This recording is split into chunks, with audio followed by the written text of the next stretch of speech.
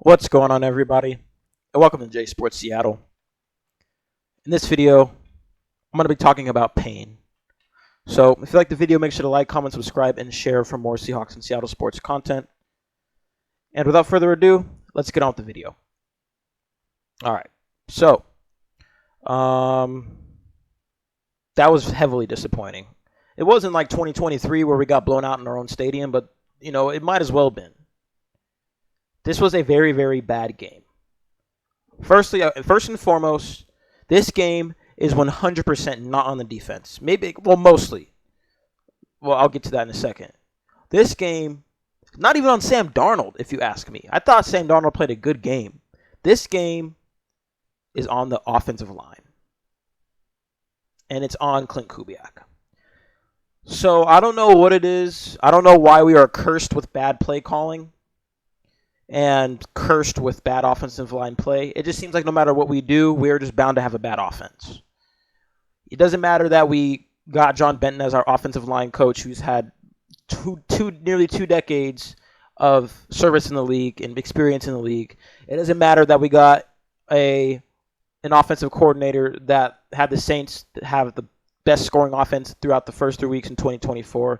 It just doesn't matter because we just don't know how to hire offensive coordinators. We are awesome at hiring defensive coaches, but when it comes to trying to get this offense ran, this wasn't it. This was not it. So, like I was saying, Sam Darnold, I thought he played an okay game. I mean, he was a game manager. We didn't ask him to really make big throws. I mean, there was that one throw he had to JSN in the end, but that fumble was not on Darnold. That was on Abe Lucas. Obviously, it's Bosa, though. Bosa's a great player, so obviously, you can blame Abe Lucas and say he got beat, or you can say Nick Bosa made a great move. I mean, it's Nick Bosa. There's really not much else to say. Game-changing edges will get the game done or get the job done. So, this was an unacceptable game from the offense. We didn't even have 100 games. We didn't even have 100 yards rushing on the ground. Kenneth Walker looks like a shell of himself. Zach Charbonnet still looked good, but just looked like he could not find any holes because it's like there's nothing he can do. I'm going to talk about Kenneth Walker here for a minute.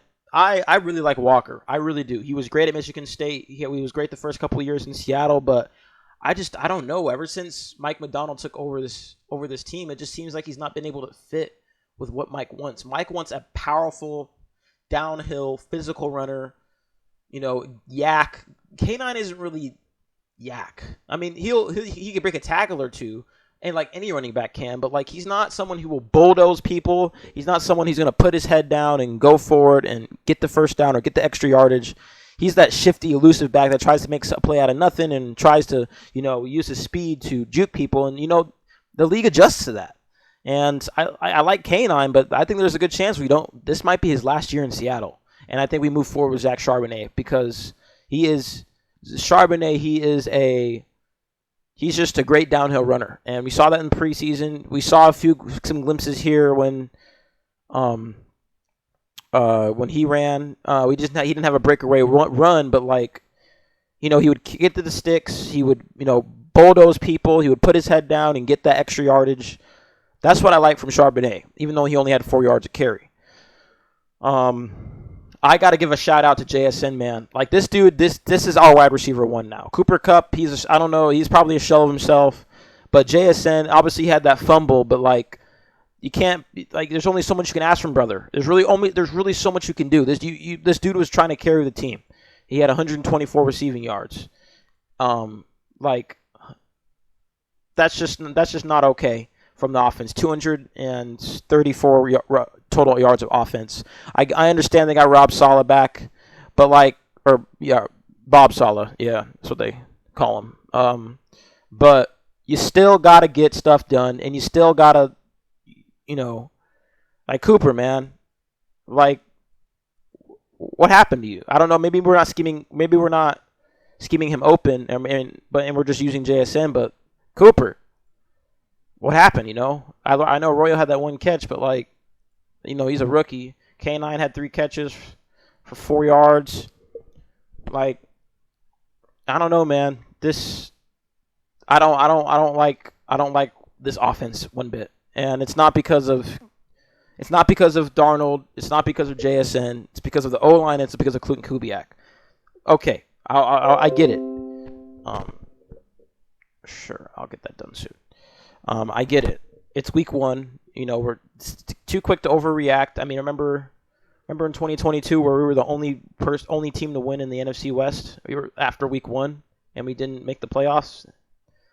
The Niners came back and won the division that year. It's week 1. You'll make adjustments. You move on to next week. Obviously, that's the mindset for Darnold, or not Darnold, for Mike McDonald and the team is. This game is over now. We move on to Pittsburgh, and that's what I like from Mike. I will say this: we made the right choice by hiring Mike as our coach. We just haven't made the right choices when it comes to hiring offensive coordinators. And I don't know. Maybe that's just a weakness of John Schneider. Maybe it's it is, because he's the one that's obviously. I'm sure Mike McDonald has a say in who he wants as his offensive coordinator, but John Schneider is the one that makes the final roster say, because he is a general manager. So John Schneider, he's great at finding defensive talent. He's great at finding defensive coaches and stuff like that. But when it comes to offense, I don't know what it is. Like John Schneider, he came from Green Bay, who prides himself in having good offense along with good defense. And I don't get it. I just don't understand why we can just we can never have an adequate offense, a serviceable offense. I just don't understand. Clint Kubiak, theoretically speaking, on paper, this should be a huge jump from having an OC straight out of college. John Benton, this should be a huge jump from having what was his name? The guy that was the Gary Huff or whatever his name was, the offensive lineman coach last year, also rookie. On paper, you'd think that getting veterans to coach these positions would make it better, but apparently it doesn't. I just don't understand. It might just be our people, especially on our O-line. There wasn't a sack given up until that point for A. Lucas, so I can't really say the O-line sucked. The O-line did good in pass protection, but it sucked in run protection. I'll just say that. Outside of the fumble allowed by Abe Lucas,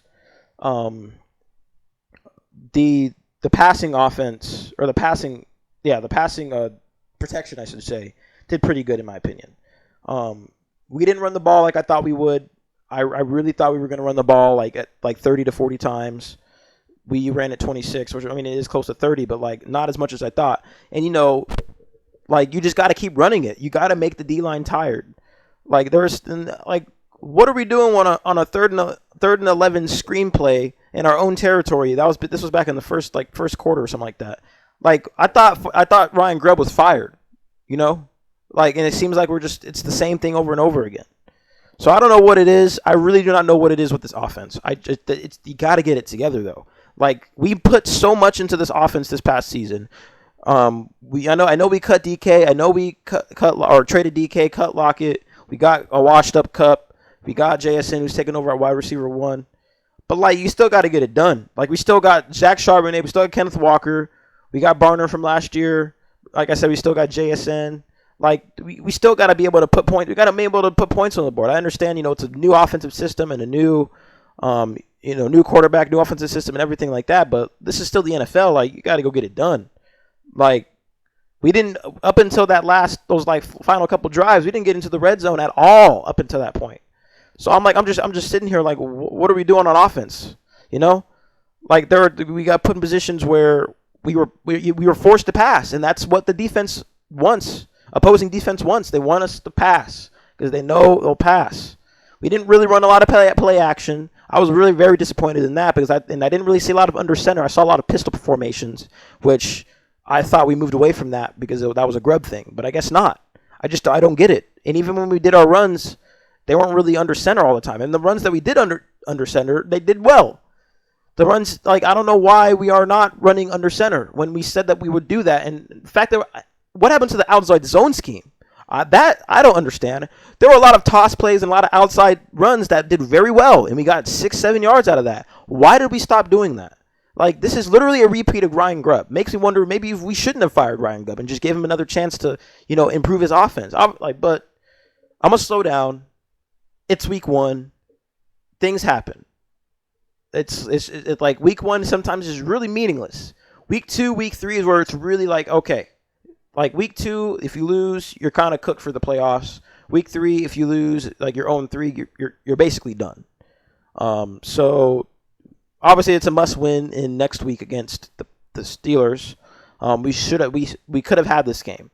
This last year I had the Jets game where that was a game we should have lost but won, or that was the game we should have. That was a game where we should have lost but won. But this was a game we should have won but lost because we had it right there. We had it in our fingertips. We were inside the 10-yard line. We had it. But the O-line just could not hold it together for one final past couple drives. And that's just disappointing. That's heartbreaking.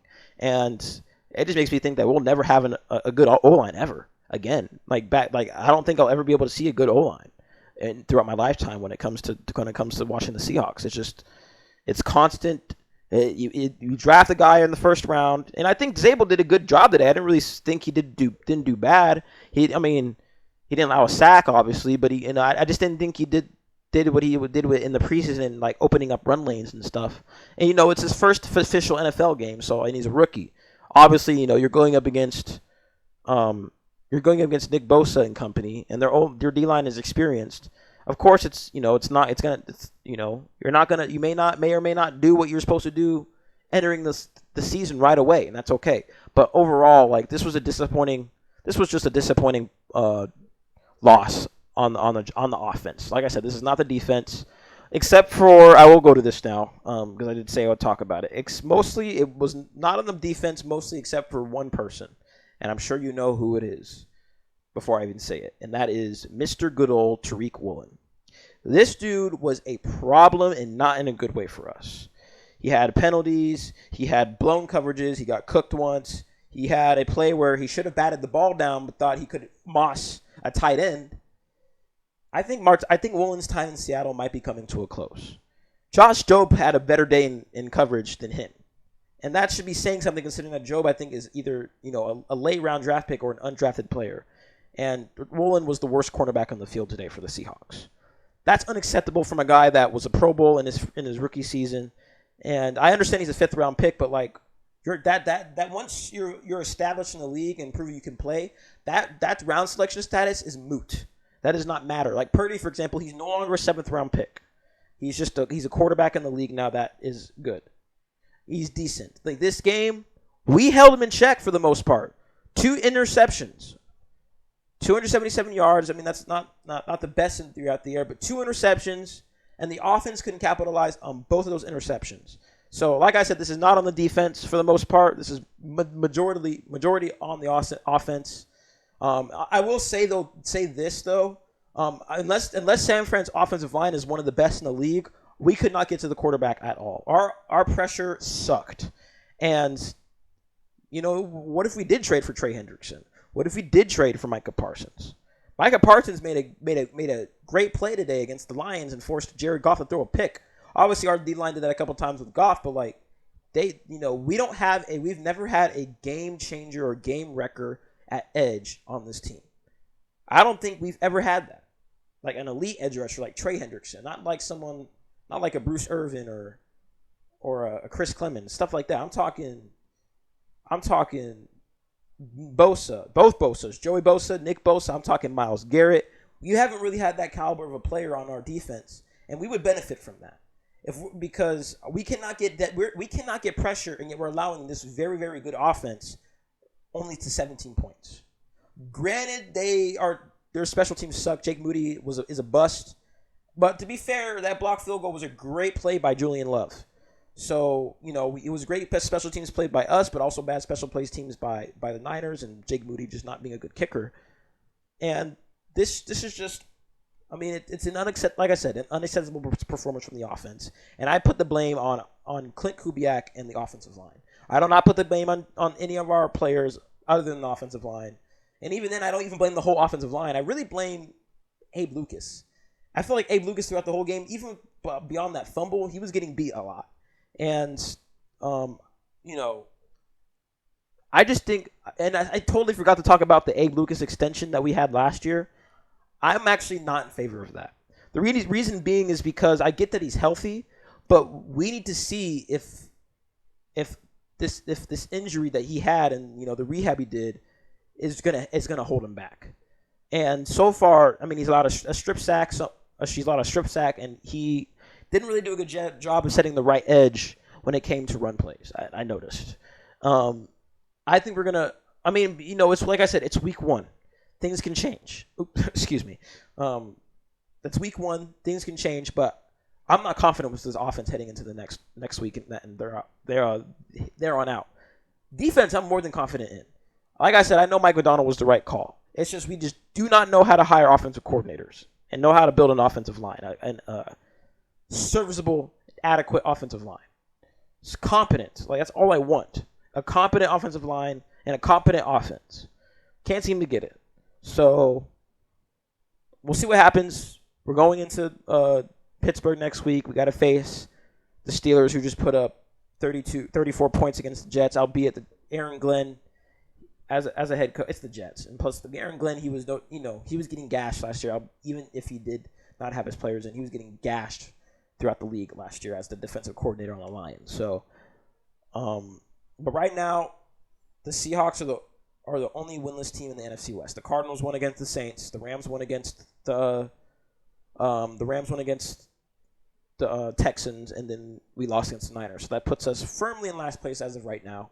It's 1 week, like I said, but not a good game by any measure by the offense. And I mean, we have to bounce back. I mean, like I'm saying, like Mike is saying, it's on to the next. It's on to Pittsburgh.